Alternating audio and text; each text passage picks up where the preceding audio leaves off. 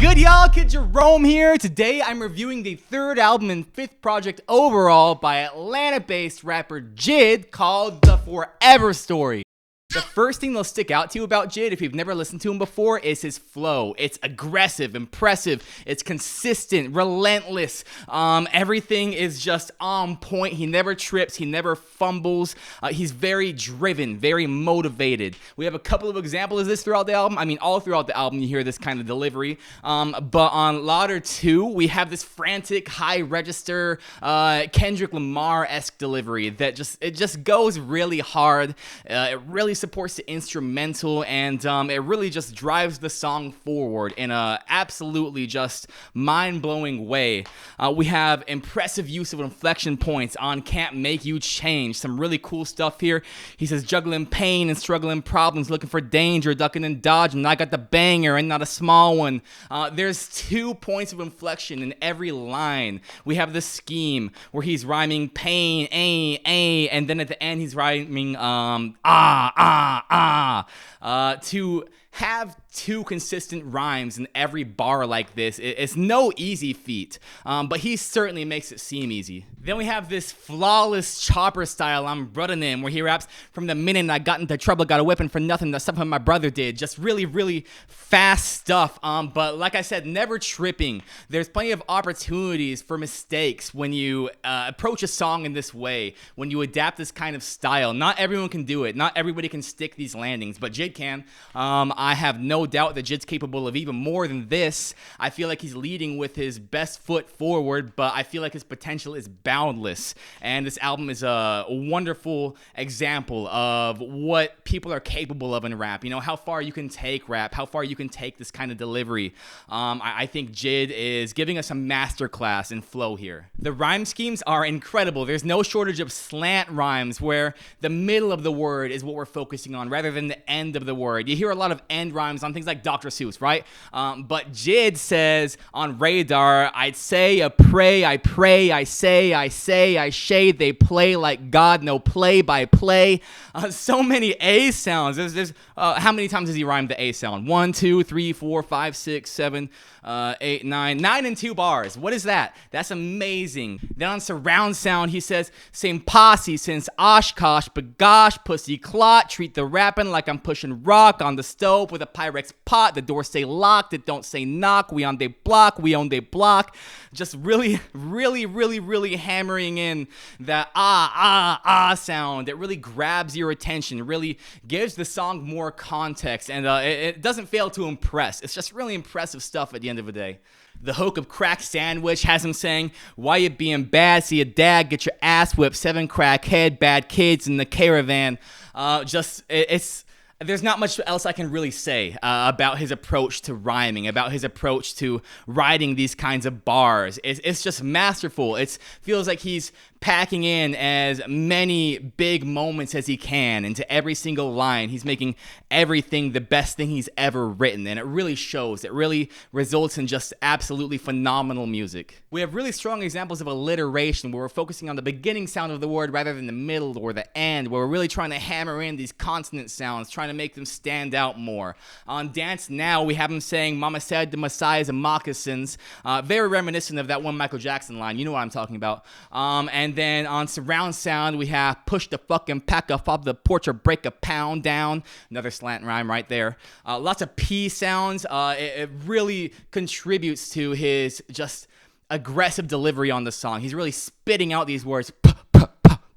And it really sticks out to the listener. It really stands out from a lot of the other lyrics on the song.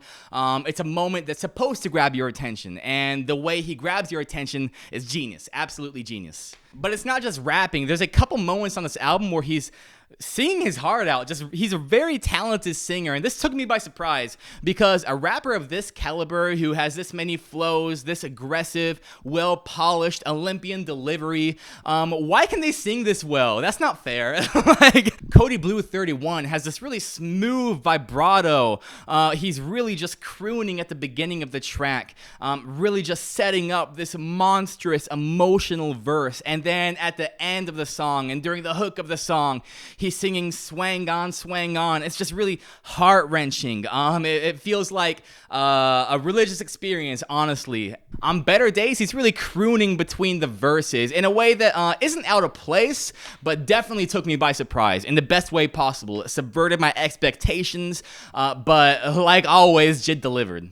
The storytelling on this album is phenomenal. Every song has this very distinct narrative. Every lyric has a purpose. A lot of rappers today are more so just leaning into a vibe, right? They're leaning into braggadocious lyrics. They'll talk about like how many cars they have, right? What kind of drugs they do. And I'm not detracting from that style of rap. Like, it's definitely valid. I feel like everyone is entitled to talk their shit, right? But for JID to tell a cohesive story on damn near every song is something that we never see. It's incredible. On Crack Sandwich, we have them outlining his relationship with his 6 siblings, telling a story from beginning to end, really serving as exposition for the character that is JID. On Cody Blue 31, he dedicated the song to his friend's son who passed away at a young age, saying that he's going to support them, that he's there for them, encouraging them to swang on, swang on. It's very, very emotional stuff. Could bring a tear to your eye. 2007 is like an autobiography for JID. It's unprecedented in rap, really. I don't hear many songs where people are giving us like a full story from beginning to end of their own career, right? He starts at the very beginning when he was young. I mean, in 2007, right? How old was he then? 17 years old. And then it builds up into how he got into rap, his experiences in college. It feels like you understand JID way more after this song. Like, he's a character that you not only understand but can relate to on some level. It's very inspiring, and it establishes his motivation as a rapper. It really makes us understand sort of where his drive comes from, why he is the way he is. We have interludes from J. Cole and his father, of all people,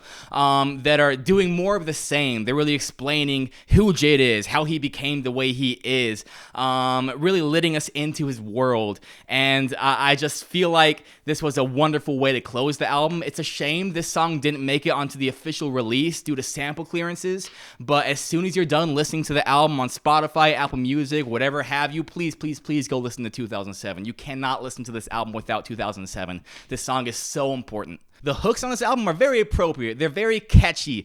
Dance Now has this sort of silly voice delivery where he's saying dance now, dance now. That makes it easy to remember, easy to imitate, easy to sing back to him, and it grabs your attention, and it's just infectious. The chorus of Bruddenim sets up the title of the song perfectly. There's this slight pause after every line in the hook, and then he says Bruddenim, and it really made me crack up the first time I heard it. It's kind of goofy, but not in a bad way, not in a bad way whatsoever.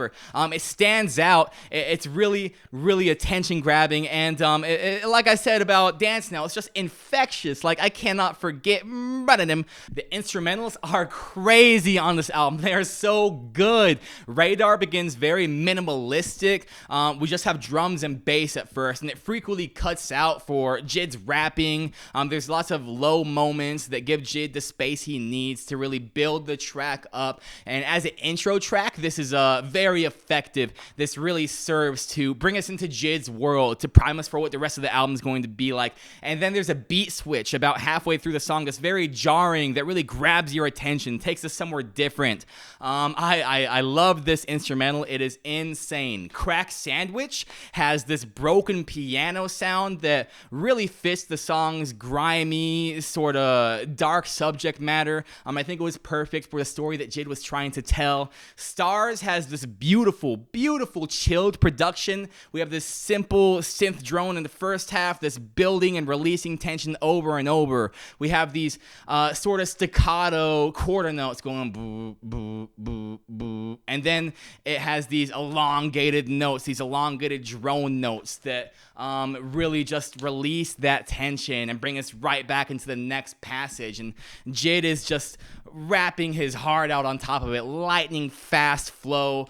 It's amazing what he's doing on this instrumental. The beat switches in the middle to more of a boom bap sound to support the featured artist Yasin Bey. It's a much more appropriate beat for his vocal delivery, for his stylings, but it's not unrelated to the first half of the song. It feels like a very natural evolution. Sometimes beat switches can be really strange. I mean, when you're switching the beat, you can literally play anything you want, right?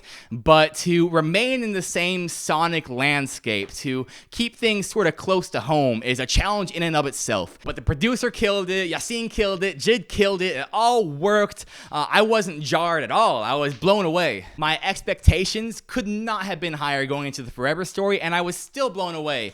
JID's delivery is as inspiring as it is relentless. His lyrics are beautiful. His story is incredible. I've never quite heard an album like this. Some songs that stood out to me were Can't Punk Me, Cody Blue 31, and 2007. Please listen to 2007. And I would recommend this album to fans of hip-hop, people who want to get more into rap but don't really know where to start. This is quality. You're going to love it. And people from Atlanta. It really makes me proud to be from this city. I give this album a solid 10. I'm sorry. It's an easy 10. Album of the year. Thank you guys so much for watching. Let me know what you thought about the album in the comments. If you appreciate anything I had to say, or if you appreciate JID, please leave a like. Make sure you subscribe so you don't miss my next video, where I will be finally reviewing that Tupac album, Me Against the World. I know I missed it on Thursday. Look, things been going on. It's gonna happen. It's gonna come. So I will see you soon. And until then, peace.